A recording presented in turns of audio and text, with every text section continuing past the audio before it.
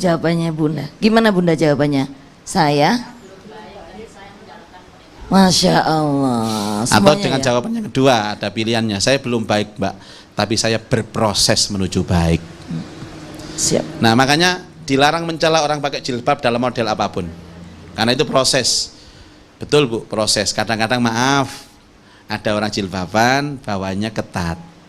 Dukur jilbaban, nisor mededet. Mangan kupat, mangan lepet, dukur jilbab, nisor mededet. Proses. Nanti ada proses baru, sudah pakai jilbab tapi masih dadanya kadang-kadang masih menonjol, kelihatan jelas. Berproses, Bu. Ya, nanti terus berproses, dan agama ini adalah proses. Bukan sempurna. Termasuk yang ngomong ini bukan sempurna. Saya bukan orang baik, tapi saya berproses menuju baik. Ya, mudah-mudahan istiqomah berjilbab. Amin. Ya. Amin. Saya akan berusaha istiqomah dalam berjilbab. Ya Makanya kan, Allah. Masya Allah Mbak Cita, ada seorang bapak itu yang marah sama anaknya. Aneh juga. Jadi dia masih SD itu jilbab, dimarahi, kamu jangan berjilbab. Aneh bapak ini. Anaknya kecil masih SD jilbaban, dimarahi, marah. Nggak boleh kamu jilbaban. Ternyata anaknya laki-laki.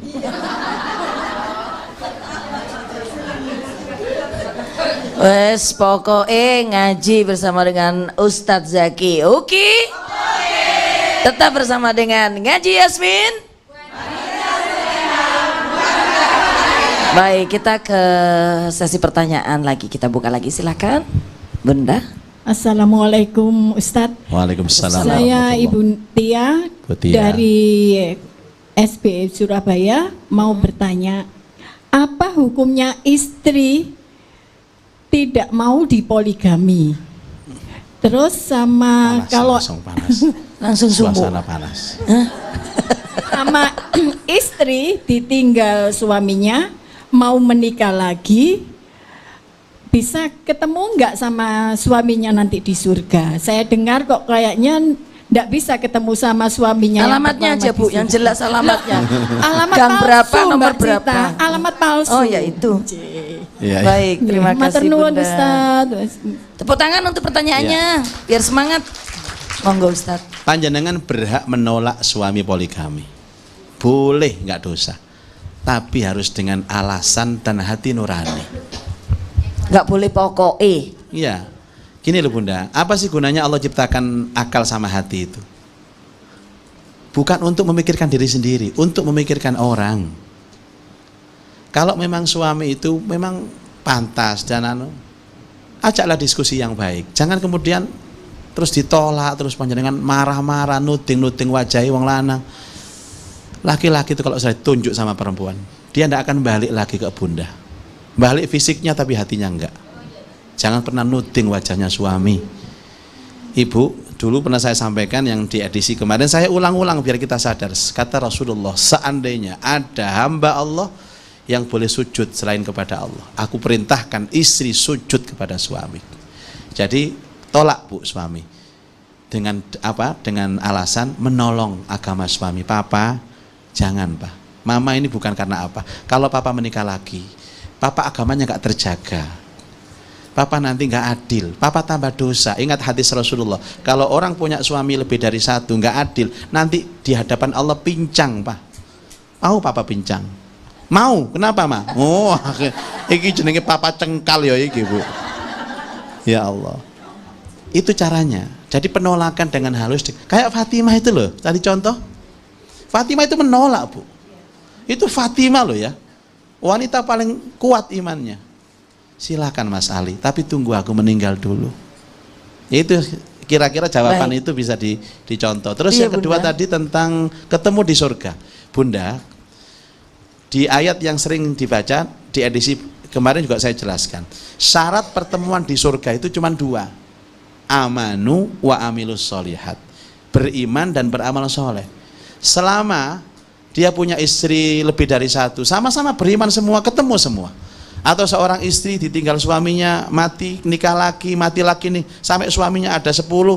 Selama semuanya iman dan amal, ketemu semua di sana. Ketemu. Nggak gelut Ustadz nanti.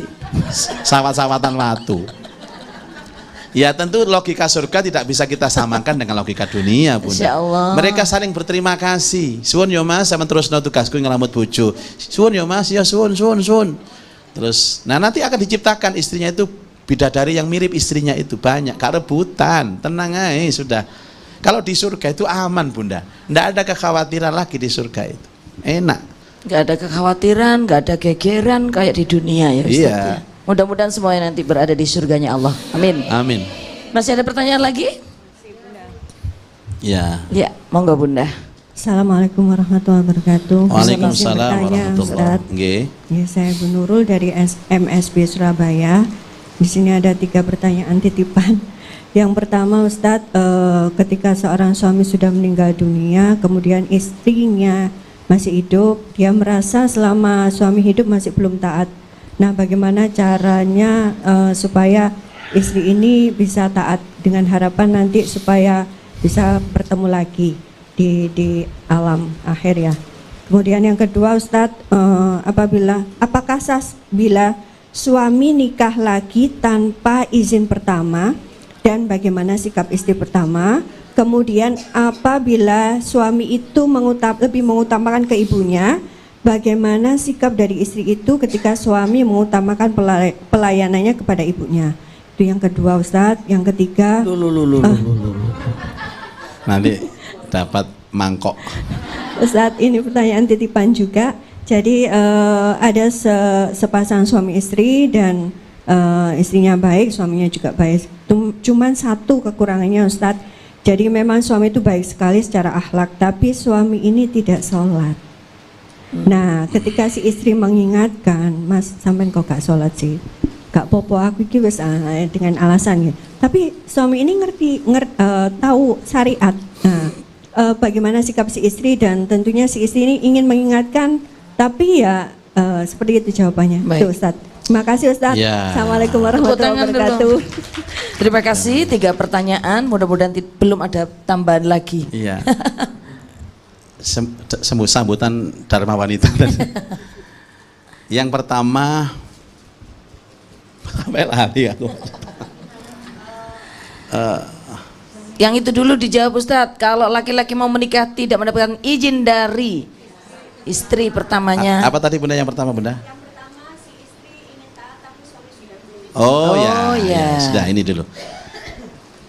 Memang menyesal itu selalu di belakang ya Bunda ya. Makanya saya sering mengingatkan, mumpung orangnya masih hidup, taatilah, berbaiklah kepadanya. Nanti kalau sudah mati itu bingung sampean. Kalau ditanya surganya istri ya suami, maka tidak ada jawaban lain kecuali bagaimana melihat suami itu bahagia. Paling tidak mengucapkan ridho, aku ridho mah sama kamu mah. Nah tapi kan akhirnya terlanjur meninggal, maka jawabannya ya ibu doakan beliau dengan doa yang baik. Kemudian amal-amal yang beliau lakukan yang baik-baik yang dulu belum kita taati, kerjakan.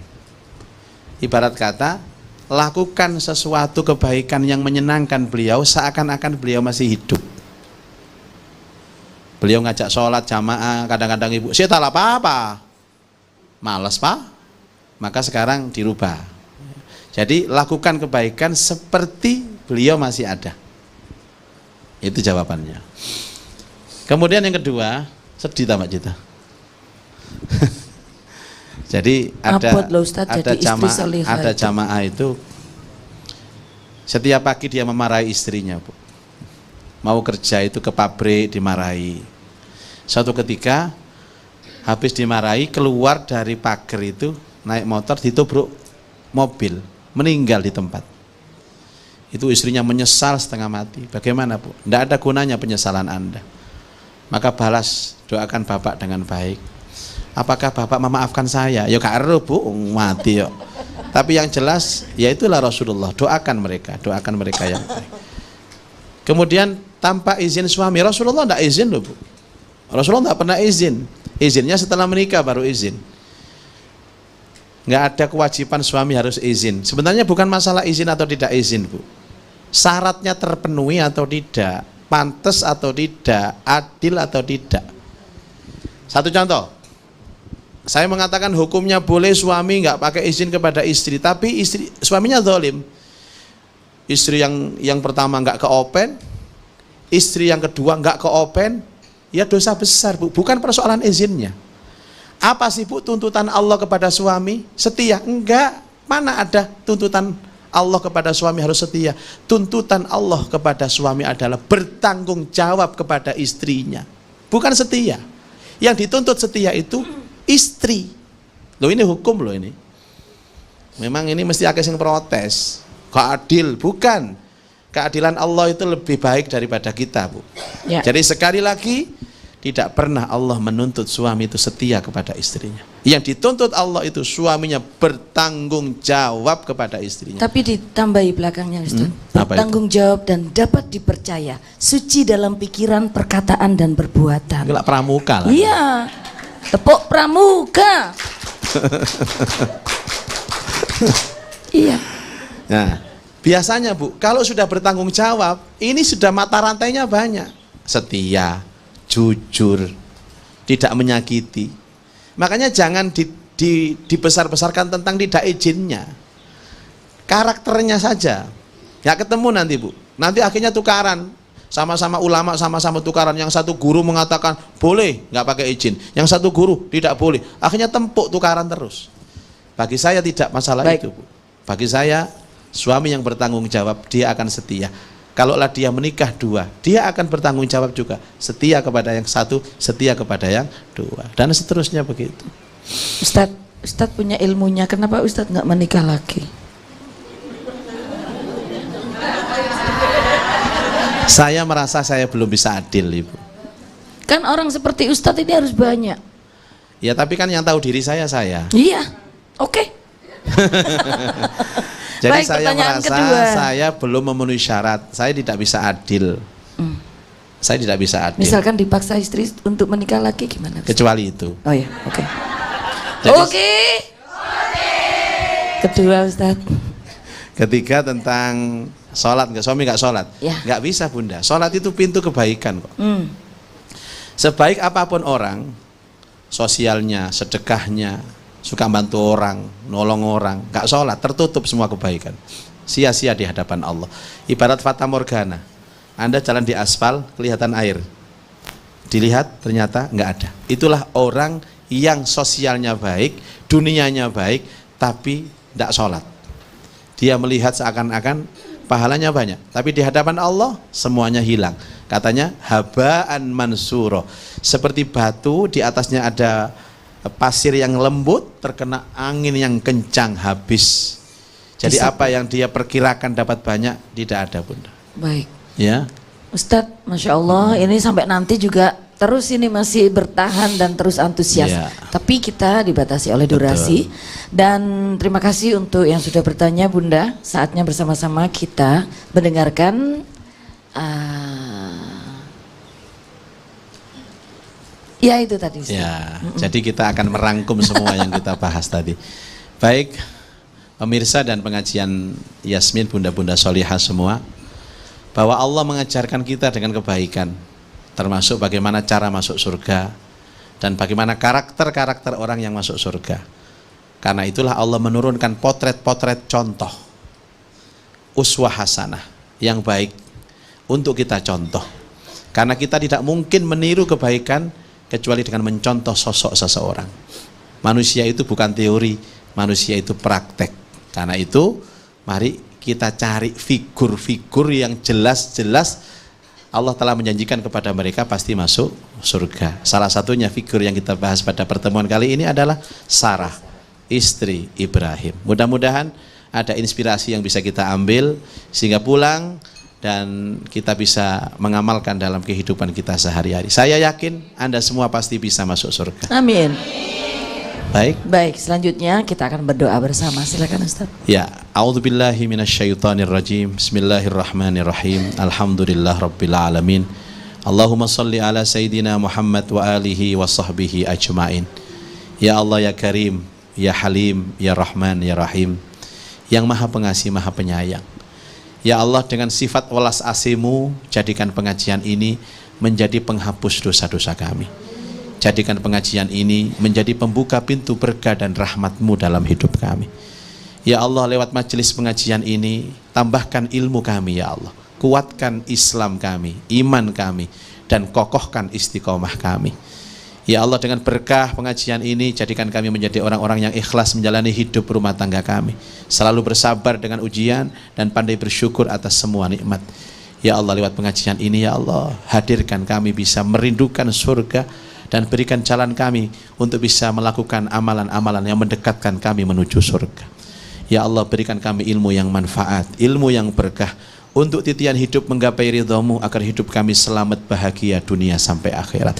Ya Allah, berkahi pengajian ini dan sayangi perpisahan kami, tutup usia kami dengan membawa iman, membawa Islam, membawa amal soleh dan husnul khatimah. Allahumma anfa'na bima 'allamtana wa 'allimna ma yanfa'una wa zidna ilman nafi'a. Allahumma arzuqna fahman nabiyyina wa hifdzal mursalin wa ilhamal malaikatil muqarrabin. Rabbana atina fid dunya hasanah wa fil akhirati hasanah wa qina adzaban nar. Wa sallallahu ala sayidina Muhammadin wa alihi wa sahbihi wa barak wa sallam. Walhamdulillahi rabbil alamin. Amin ya rabbal alamin. Alhamdulillah, kita sudah mendengarkan rangkuman dari apa yang disampaikan oleh beliau dan juga kita sudah berdoa bersama. Mudah-mudahan doa yang dibaca oleh Ustadz tadi diijabah oleh Allah Subhanahu wa taala. Bunda, terima kasih atas kehadirannya. Para pemirsa, terima kasih juga atas kebersamaannya. Jangan lupa saksikan terus episode demi episode Ngaji Yasmin. Tetap bersama dengan Ustadz Zaki. Oke? Saya Cita Helmi undur diri. Wallahul muwaffiq ila aqwamit thoriq. Assalamualaikum warahmatullahi wabarakatuh.